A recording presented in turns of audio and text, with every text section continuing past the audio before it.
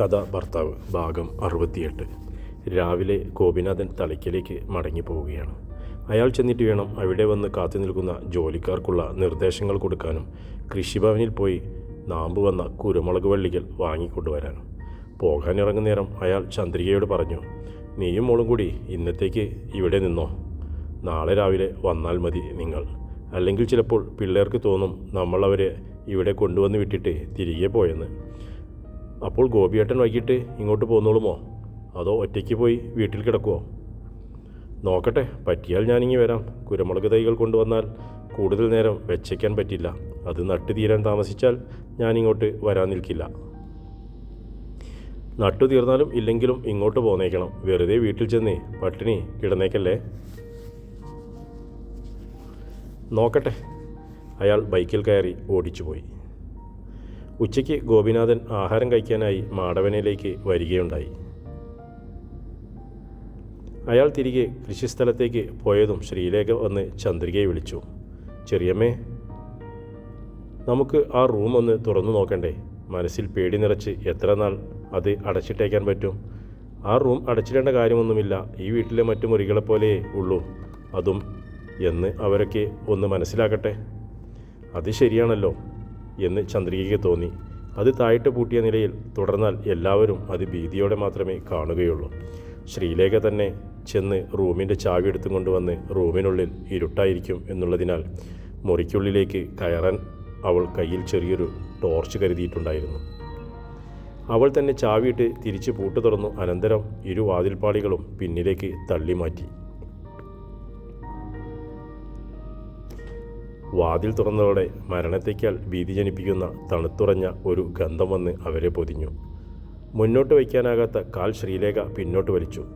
മുറിക്കുള്ളിലെ ഇരുട്ടിൽ നിന്നും ഒരു മുരൾച്ച കേട്ടതുപോലെ അവൾക്ക് തോന്നി. ജീവൻ പറഞ്ഞു പോകുന്ന ശരീരത്തിൻ്റെ പിടച്ചിൽ പോലൊരു ഒച്ച. എന്താടി, പേടിയാവുന്നു നിനക്ക്? നിനക്ക് പേടിയെങ്കിൽ ടോർച്ച് ഇങ്ങോട്ട് താ, ഞാൻ കയറി ലൈറ്റ് തെളിയിക്കാം. ചന്ദ്രിക ടോർച്ചിനായി കൈ നീട്ടിയെങ്കിലും അവൾ നൽകിയില്ല. ഏയ്, എനിക്കൊരു പേടിയുമില്ല. ഞാനെന്തിനാ പേടിക്കുന്നത്? അവൾ പറഞ്ഞുകൊണ്ട് മുറിക്കുള്ളിലെ ഇരുട്ടിലേക്ക് ടോർച്ച് തെളിച്ചു. കൃത്യം വെളിച്ചം ചെന്ന് തറച്ചു നിന്നത് ശ്യാംസുന്ദർ വെട്ടേറ്റ് വീണ കിടന്ന ഇടത്ത് തന്നെ. ടോർച്ച് വെളിച്ചം വീണിടത്ത് തിരിച്ചറിയാൻ പറ്റാത്ത മുഖത്തോടെ ഒരു ചീഞ്ഞു വീർത്ത രൂപം കിടപ്പുണ്ടെന്ന് അവൾക്ക് തോന്നി. ആ രൂപം തൻ്റെ നേർക്ക് കൈനീട്ടിക്കൊണ്ട് എഴുന്നേൽക്കാൻ ശ്രമിക്കുന്നു. എന്നാൽ വീണ്ടും തറയിലേക്ക് വീണുപോകുന്ന ആ രൂപത്തിൻ്റെ മുഖത്ത് നിന്ന് കണ്ണുകളോ പല്ലുകളോ ഒക്കെ തെറിച്ചു തറയിലേക്ക് വീഴുന്നു. ശ്യാംസുന്ദറിൻ്റേത് പോലുള്ള ഒരു അട്ടഹാസം തനിക്ക് ചുറ്റിനും മുഴങ്ങുന്നുണ്ടെന്ന് അവൾക്ക് തോന്നി. ശ്രീലേഖ പെട്ടെന്ന് പിന്നിലേക്ക് കൈനീട്ടി ചന്ദ്രികയെ തൊട്ടു. എന്താടി? നീ ആ ടോർച്ചിങ് തന്ന്, ഞാൻ ലൈറ്റ് ഇടട്ടെ. ചന്ദ്രിക അവളുടെ കയ്യിൽ നിന്നും ടോർച്ച് വാങ്ങി അടിച്ചു നോക്കി. ഭിത്തിയിലെ സ്വിച്ച് ബോർഡ് കണ്ടെത്തി ലൈറ്റ് തെളിച്ചു. മുറിയിൽ വെളിച്ചം നിറഞ്ഞപ്പോൾ വലതു കൈ ശിരസിൽ വെച്ചും കൊണ്ട് ശ്രീലേഖ ചുറ്റിനും നോക്കി. ഒരു രൂപവും ഇപ്പോൾ തനിക്ക് മുൻപിൽ കാണാൻ കഴിയുന്നില്ല. അയാൾ വീണുകിടന്ന ഇടത്ത് കൂടി കുറേ ചോണൻ ഉറുമ്പുകൾ നിരനിരയായി നീങ്ങുന്നുണ്ട്. ശ്രീലേഖ പതറി ചുറ്റിനും നോക്കുന്നത് കണ്ടപ്പോൾ അവളുടെ മനസ്സിന് ഭയം തട്ടിയിട്ടുണ്ടെന്ന് ചന്ദ്രികയ്ക്ക് മനസ്സിലായി. നീ മനസ്സിൽ വെറുതെ ഓരോ തോന്നലുകളും കൊണ്ട് നിൽക്കല്ലേ മോളെ. കണ്ടില്ലേ, ഇവിടെയെങ്ങും ഒന്നുമില്ല. ചന്ദ്രിക ആ റൂമിലൂടെ അങ്ങോട്ടും ഇങ്ങോട്ടുമൊക്കെ നടന്നു കാണിച്ചു. അവർ അല്പസമയം ആ റൂമിൽ നിന്ന ശേഷം ലൈറ്റ് കെടുത്തിയിട്ട് പുറത്തേക്കിറങ്ങി വാതിൽ ചാരി.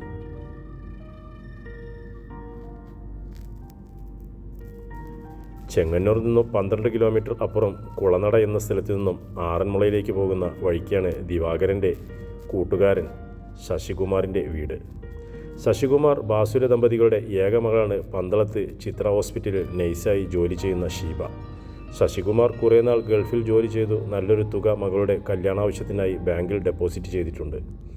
ഷീബയ്ക്ക് പക്ഷേ വയസ്സ് 23 കഴിഞ്ഞെങ്കിലും കല്യാണത്തിനോടൊന്നും വലിയ താല്പര്യമില്ലാതെ നിൽക്കുകയാണ്. അവളുടെ ലക്ഷ്യം കൂട്ടുകാരികൾ ജോലിക്കായി പോയതുപോലെ ജർമ്മനിയോ അയർലൻഡോ ഒക്കെ ആണ്.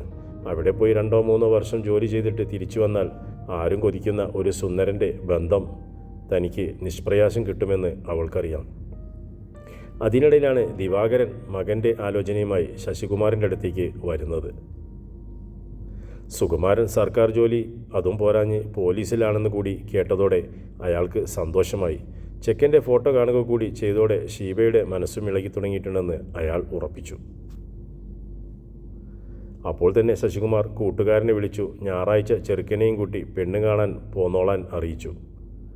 അന്ന് വൈകിട്ട് സുകുമാരൻ ഡ്യൂട്ടി കഴിഞ്ഞ് വന്നപ്പോൾ നാളെ രാവിലെ നമുക്ക് കുളനട വരെ പോകണമെന്നും അവിടെ ദിവാകരട്ടൻ്റെ കൂട്ടുകാരൻ്റെ വീട്ടിൽ ഒരു പെൺകുട്ടി നിൽപ്പുണ്ടെന്നും അവളെ കാണാനാണ് പോകുന്നതെന്നും പറഞ്ഞിട്ടുണ്ടായിരുന്നു.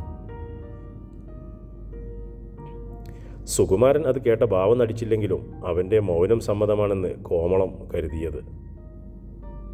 അതിന് പ്രകാരം സുകുമാരനെയും കൂട്ടി കുളനടയ്ക്ക് പോകും മുൻപ് വീട്ടുജോലിയൊക്കെ ധൃതിയിൽ തീർത്തും കൊണ്ടിരിക്കുകയാണ് കോമളം.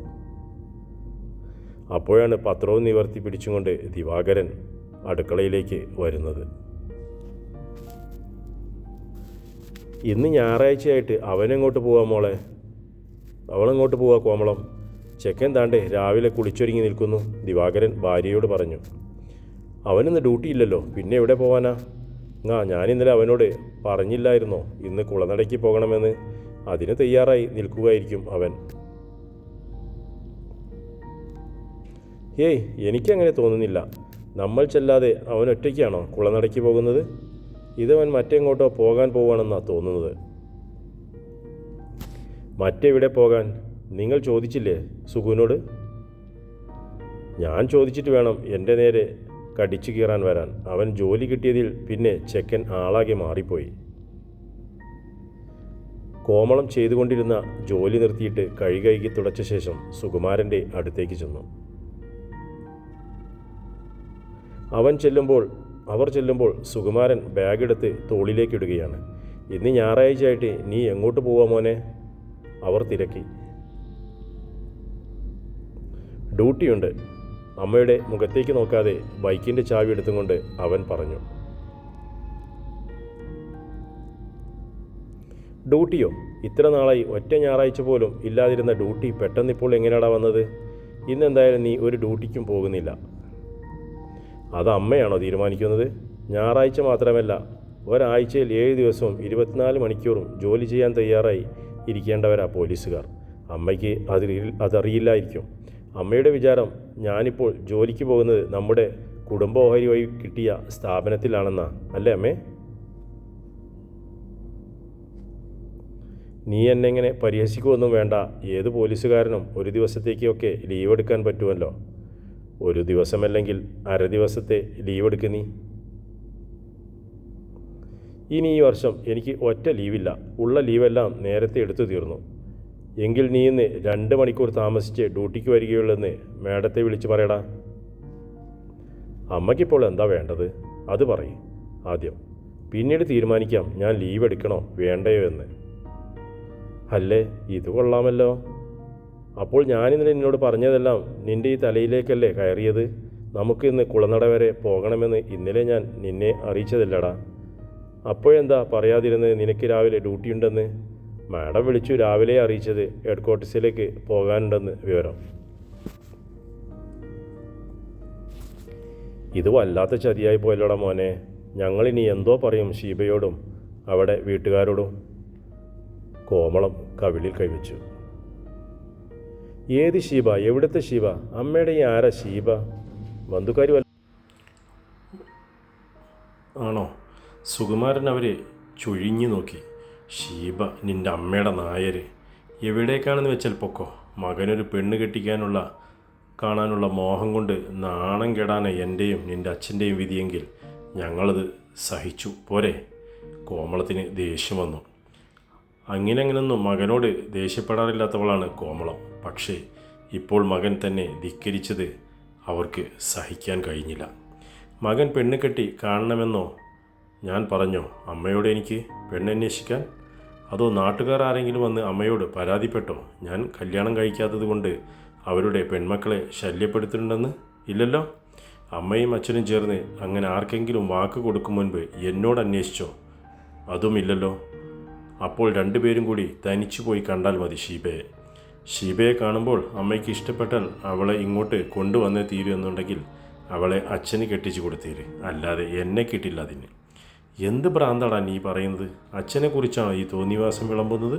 വന്ന് നിനക്കിപ്പോൾ ഞങ്ങൾ പറയുന്നത് അനുസരിക്കാൻ മേലാന്നായി അല്ലടാ? അതേ അമ്മേ, ഇക്കാര്യത്തിൽ ഞാൻ അങ്ങനെ തന്നെയാ. അമ്മ ഇനി എന്ത് കരുതിയാലും ശരി. അമ്മ മറന്നിട്ടില്ലല്ലോ അല്ലേ? അമ്മയെപ്പോലൊരു അമ്മ കുറച്ചു നാൾ മുമ്പ് എൻ്റെ മുമ്പിൽ ഇതേപോലെ ഒരു യാചനയുമായി വന്ന് നിന്നിട്ടുണ്ടായിരുന്നു. എൻ്റെ പെറ്റമ്മയുടെ സ്ഥാനത്ത് അവരെ കണ്ടുപോയതുകൊണ്ട് ആ യാചനയ്ക്ക് മുമ്പിൽ അമ്മയുടെ ഈ മകന് കീഴടങ്ങേണ്ടി വന്നു. അതിൻ്റെ ദുരന്തഫലമാണ് അമ്മ ഇന്ന് നമ്മളെല്ലാം അനുഭവിക്കുന്നത്. നമ്മളെക്കാൾ കൂടുതൽ ആ നിരപരാധി അനുഭവിക്കുന്നത് നമ്മളല്ലെങ്കിലും മനസ്സുകൊണ്ട് നീറപ്പിടയുന്നത് അമ്മ കൂടിയല്ലേ അമ്മേ? ആ ചിന്തയില്ലാതെയാണോ അമ്മ വീണ്ടും മറ്റൊരു രൂപത്തിൽ മറ്റൊരു യാചനയുമായി എൻ്റെ മുമ്പിലേക്ക് വന്നത്? മോനെ, എടാ നിനക്കൊരു ജീവിതമുണ്ടായിക്കോട്ടെ എന്ന് കരുതിയല്ലേ അമ്മ കോമളത്തെ പറഞ്ഞു പൂർത്തിയാക്കാൻ അനുവദിക്കാതെ അവൻ കൈയെടുത്തു വിലക്കി. ഇല്ലമ്മേ, ഇനി എൻ്റെ ജീവിതം എൻ്റേത് മാത്രമാണ്. അവിടെ എന്ത് തീരുമാനം വേണമെന്ന് ഞാൻ തീരുമാനിക്കും. അവൻ നെഞ്ചിൽ തൊട്ടുകൊണ്ട് അവർക്ക് മുൻപിലൂടെ ഇറങ്ങി പുറത്തേക്ക് പോയി. സുകുമാരൻ്റെ ബൈക്ക് അകന്നു പോകുന്ന ഒച്ച കേട്ടപ്പോൾ ദിവാകരൻ ഭാര്യയുടെ അടുത്തേക്ക് വന്നു. അത് കഴിഞ്ഞു. കൂട്ടുകാരനെ വിളിച്ച് പറഞ്ഞേരെ ആ പെണ്ണിൻ്റെ മനസ്സിലൊരാശയം കുത്തിവെച്ച് കളയരുതെന്ന്. അവൻ അടുക്കില്ല, അവളുടെ കാര്യത്തിൽ മാത്രമല്ല മറ്റാരുടെ കാര്യത്തിലും. പിന്നെന്ത് ചെയ്യാനാ അവൻ്റെ പ്ലാൻ? സന്യസിക്കാനോ? എനിക്കറിയില്ല. വൈകിട്ട് അവൻ ഇങ്ങോട്ടല്ലേ വരുന്നത്? അപ്പോൾ അവനോട് നേരിട്ട് ചോദിച്ചോ. കോമളം അടുക്കളയിൽ താൻ നിർത്തിവെച്ച പണികൾ തുടരാനായി പോയി. തുടരും കഥയുടെ അടുത്ത ഭാഗം.